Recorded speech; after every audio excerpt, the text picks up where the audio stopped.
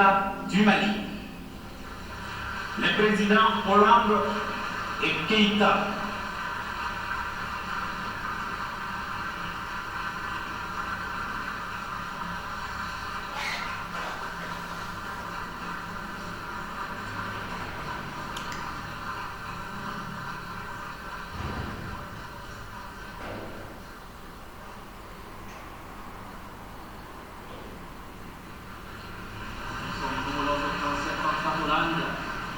qui viennent de regagner leurs collègues.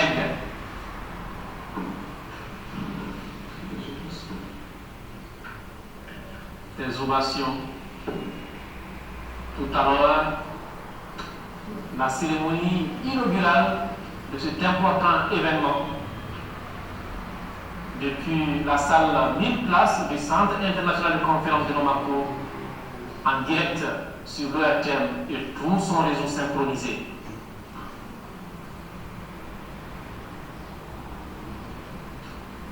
Tout à l'heure, le programme avec le maître de cérémonie.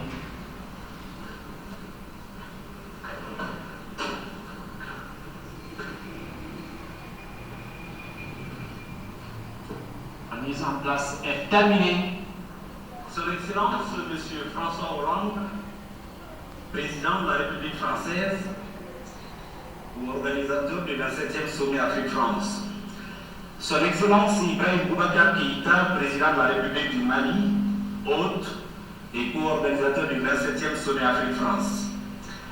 Son Excellence M. Idriss Déby Itno, président de la République du Tchad, président en exercice de la conférence des chefs d'État et de gouvernement de l'Union africaine. Son Excellence M. Robert Mugabe, président de la République du Zimbabwe, doyen des chefs d'État et de gouvernement d'Afrique.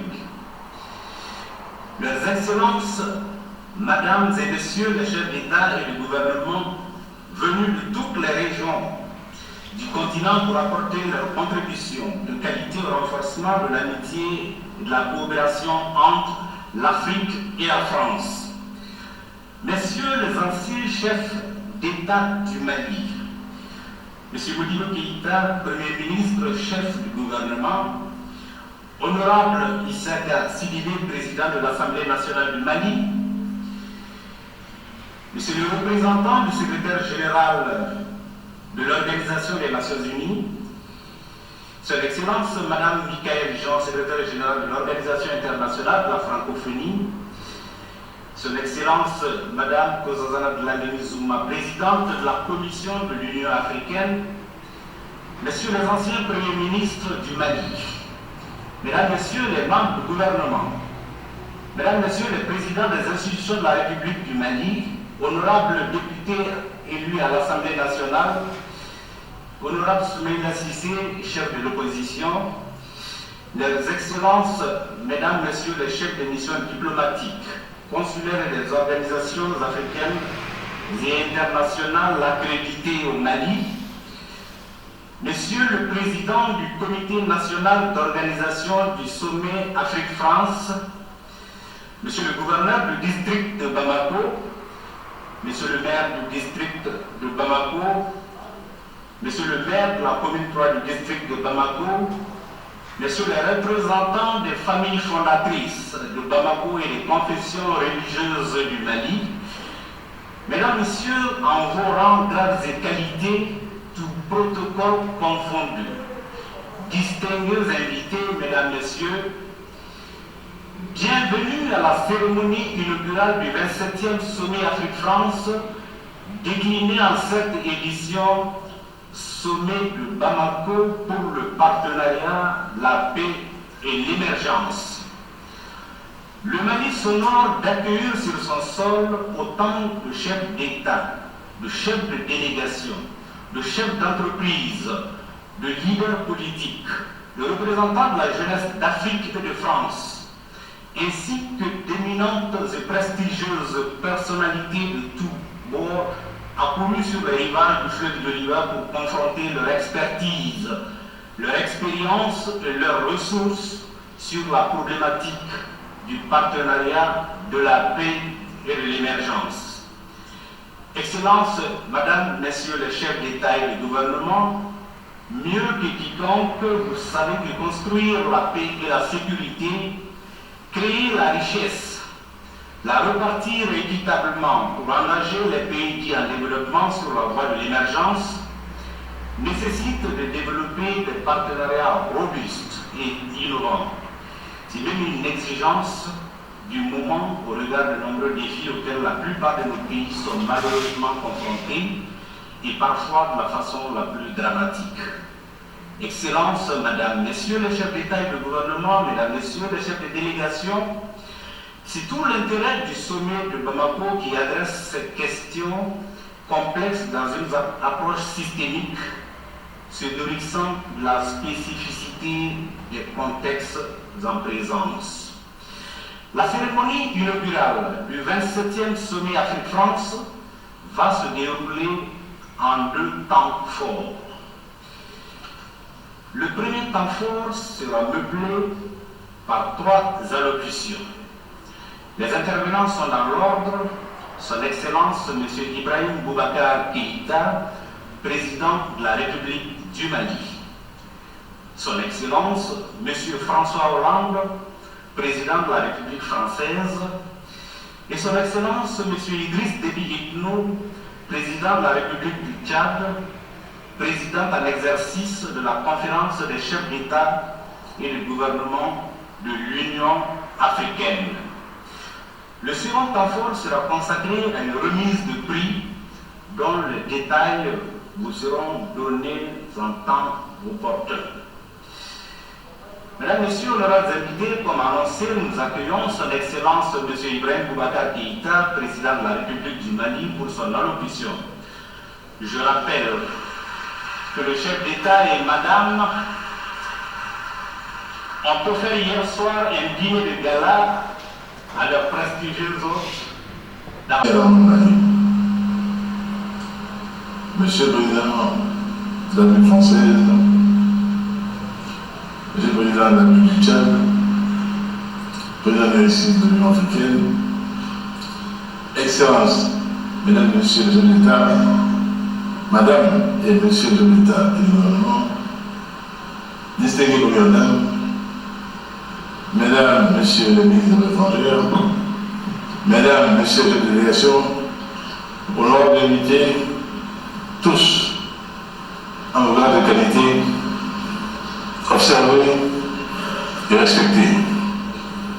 Je voudrais tout d'abord, au nom du peuple du Mali, de son gouvernement et en le mien personnel, vous souhaiter la plus chaleureuse des bienvenues à Bamako, où je vous accueille avec joie et fierté.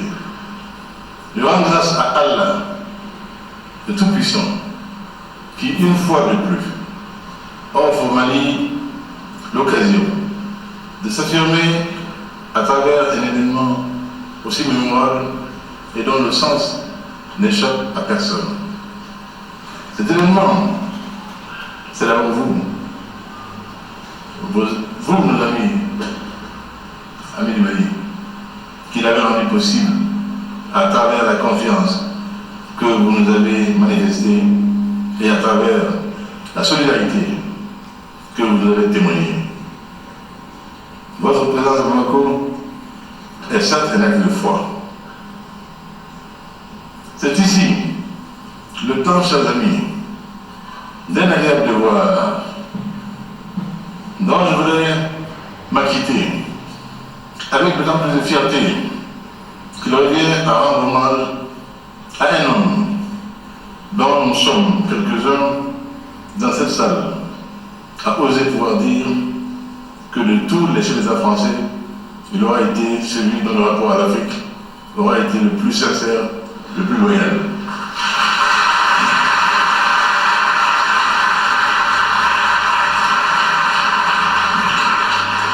Cette relation en dit long. L'histoire retiendra que c'est à Bamako que cet hommage lui est rendu. Je voudrais en effet un hommage tout particulier au président François Hollande, qui a voulu et proposé l'organisation du deuxième sommet Afrique-France au Mali.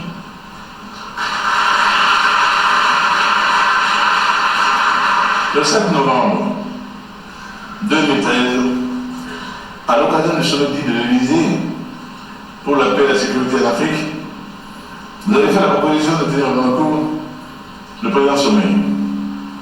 Vous l'avez fait alors que le Mali, qui n'était pas définitivement sorti de la grande crise politico-sécuritaire qu'il avait ébranlé, utilisé dans ses fondements, était encore hésitant.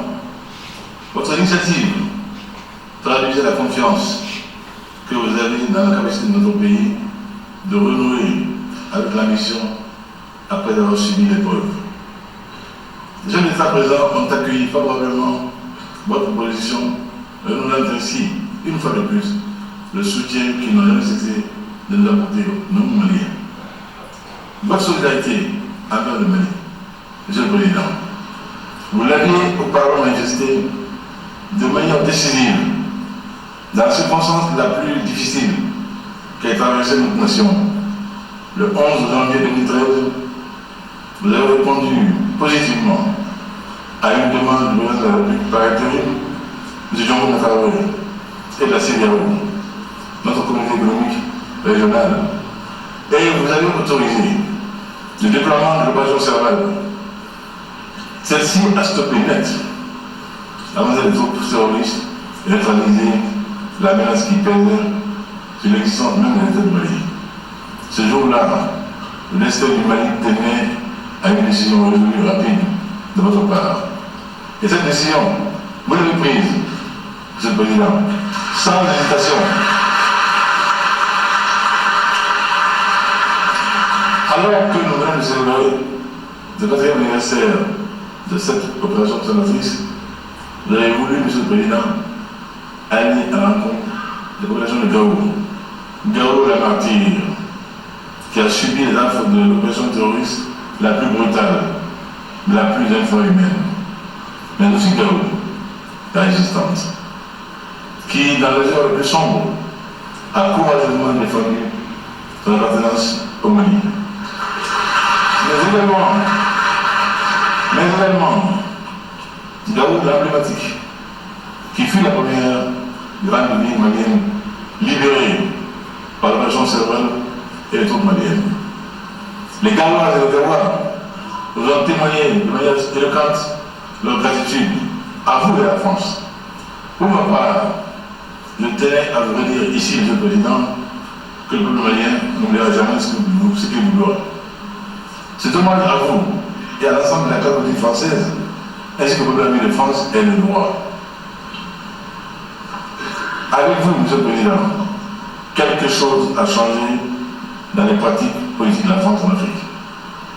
Plaise au ciel que l'on ne revienne plus à l'ordre ancien. Vous comprenez, Monsieur le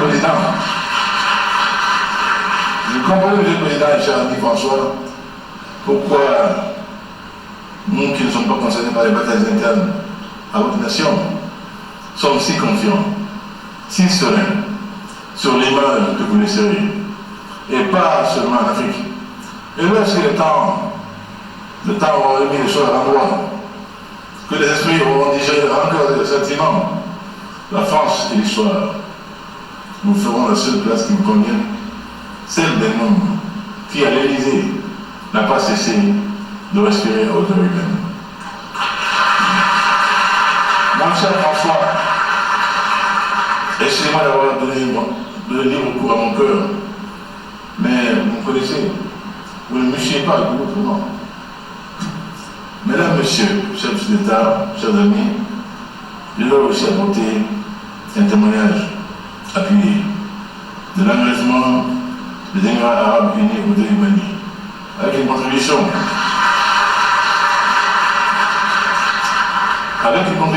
exceptionnelle à l'organisation du sommet, qui est la preuve de son implication et de sa solidarité dans la lutte que nous menons tous contre le terrorisme et l'extrémisme violent, ainsi que pour la protection et la sauvegarde des patrimoines culturels. Merci, chers amis. Soukran. Mesdames, Messieurs, chers amis, chers tous, votre confiance nous honore et votre solidarité nous oblige. Le peuple malien a conscience qu'il a une grande dette de gratitude envers ceux qui l'ont soutenu et accompagné dans le règlement de la crise la plus douloureuse de notre histoire récente. C'est pourquoi, à travers une exceptionnelle mobilisation sociale, il s'est approprié l'organisation de cet important rendez-vous. De leur côté, l'équipe malienne et française, dirigée avec brio par M. Abdoulaye Coulibaly, et l'ambassadeur Frédéric Clavier, ont travaillé d'arrache-pied pendant 15 mois pour que ce 20e sommet d'Afrique-France se déroule dans les meilleures conditions possibles. Vous excuserez les quelques ratés que vous pouvez constater, il y en aura toujours. Nous allons essayer de faire au mieux dans les conditions qui sont les nôtres aujourd'hui. Merci pour votre indulgence. Je tiens à saluer leur professionnalisme et leur totale délicatesse à la mission. Je tiens aussi à remercier tous les participants qui, au Mali et en France, se sont unis dans la réussite des forums et entretenu nos travaux. Le Forum des jeunes, le Forum Jeunes, genre et entrepreneuriat, ainsi que le Forum économique, pour lequel l'engagement personnel du président Kataz doit être salué.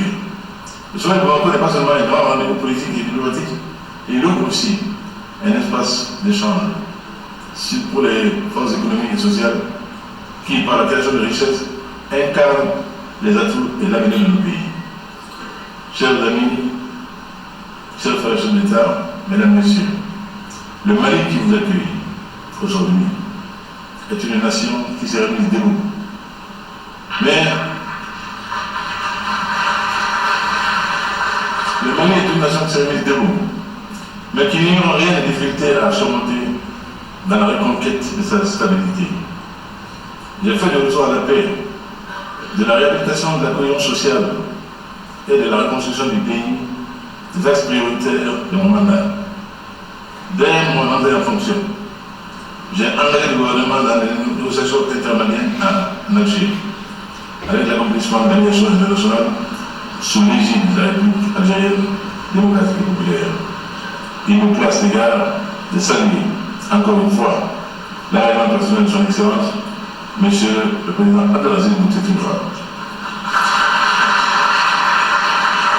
Cette implication permanente a largement favorisé la signature d'un accord pour la paix et la réconciliation qui a déjà comme résultat significatif la cessation complète des hostilités et des mouvements entre l'État et les conciliataires. Et cela a été heureux.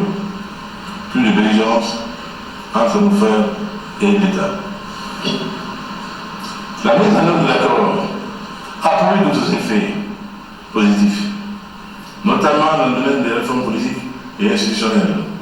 Elle a aussi permis l'organisation, le 20 novembre 2016, des élections communales.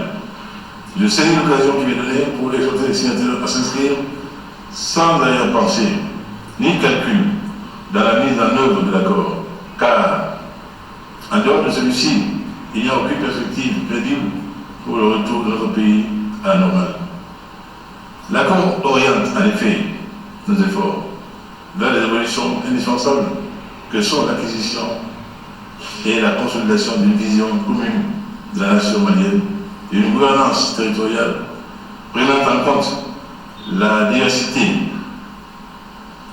de nos réalités socio-économiques tout en préservant le caractère unitaire de notre État. Chers amis, mesdames, messieurs, distingués chefs d'État, mes frères et ma sœur, l'adhésion loyale et inconditionnelle à l'accord pour la paix et la réconciliation est d'autant plus impérative que nous devons faire face aux attaques des groupes terroristes, attaques perpétrées aussi bien contre les populations civiles que contre nos forces armées et de sécurité, contre les contingents d'aménagement et contre la force Barkhane. C'est pourquoi je me réjouis de l'adoption de la résolution 2295 du 29 juin 2016, renouvelant le mandat d'aménagement et autorisant, entre autres, celle-ci à adopter une posture plus robuste face aux attaques asymétriques.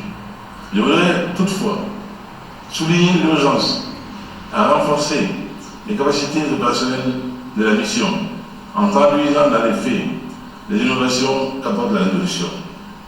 À l'instant solennel que constitue la présente cérémonie, je tiens à m'incliner très respectueusement devant la mémoire de nombreuses victimes civiles comme militaires qui ont perdu la vie au cours de la crise malienne.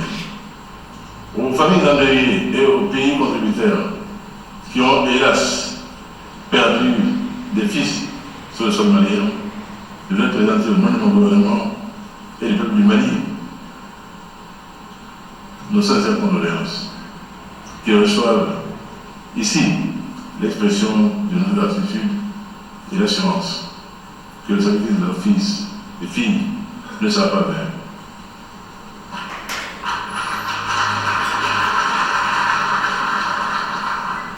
Pour eux, pour leur mémoire, nous réussirons, Inch'Allah.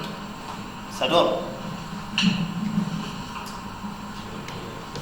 Chers amis, dans la conjoncture actuelle, pouvait-on trouver pour notre sommet un terme plus pertinent que celui qui est proposé aujourd'hui à notre réflexion, à savoir partenariat, paix et émergence? Les trois exigences s'imbriquent les unes dans les autres. L'Afrique et la France ont la possibilité